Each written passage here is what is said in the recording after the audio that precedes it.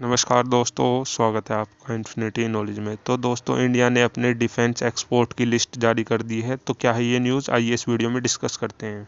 India ने एक list दी है जिसमें 152 हथियारों को अपनी फ्रेंडली कंट्री को अवेलेबल कराया जाएगा। अभी तक इंडिया का डिफेंस बेस $11 बिलियन है, लेकिन इंडिया 2025 तक इसको 25 बिलियन पर लेकर जाना चाहता है। इंडिया ने इस लिस्ट में 25 तरीके के इक्विपमेंट और 47 तरीके के सब सिस्टम रखे हैं। हिंद महासागर क्षेत्र और अफ्रीकी देशों की ज़रूरत को पूरा करने के लिए इंडिया ने इस लिस्ट में अपने कुछ टॉप वेपन्स भी रखे हैं, जैसे BrahMos supersonic cruise missile, advanced artillery gun, Pinaka multi role barrel rocket launcher और कॉम्बैट मैनेजमेंट सिस्टम। ये सब इस लिस्ट में शामिल हैं।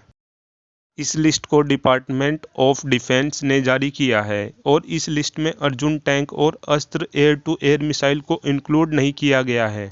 डिपार्टमेंट ऑफ डिफेंस ने कहा है कि इनको किसी और लिस्ट में ऐड किया जाएगा और इस लिस्ट में प्राइवेट कंपनी द्वारा बनाए गए हथियारों को भी शामिल किया गया है और कुछ ऐसे हथियारों को भी रखा गया है जो अभी तक इंडियन फोर्स में भी शामिल नहीं हुए हैं।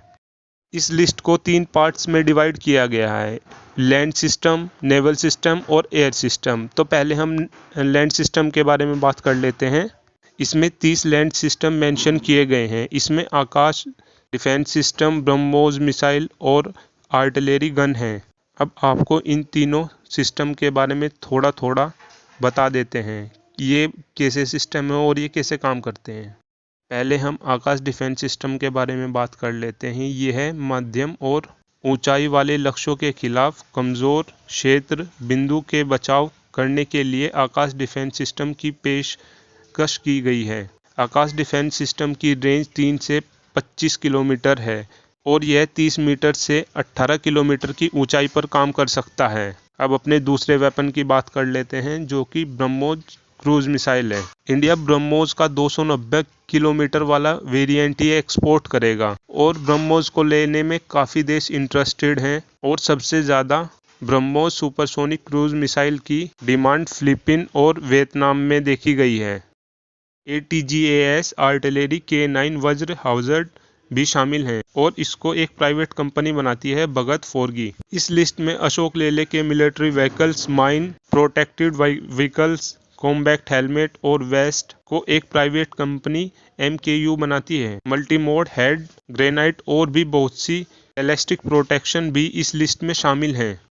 नेवल सिस्टम के बारे में बात कर लेते हैं। नेवल हथियारों में एंटी सबमरीन वॉरफेयर शामिल हैं। इसको GRSE बनाती है और बहुत सी पेट्रोलिंग और इंटरसेप्टर बोर्ड भी इस लिस्ट में शामिल हैं और इस लिस्ट में लाइट वेट और हैवी वेट टॉर्पीडो भी शामिल हैं। 30 mm gun rocket launcher, coastal surveillance system और कम्युनिकेशन और कॉम्बैट मैनेजमेंट सिस्टम भी इस लिस्ट में शामिल हैं।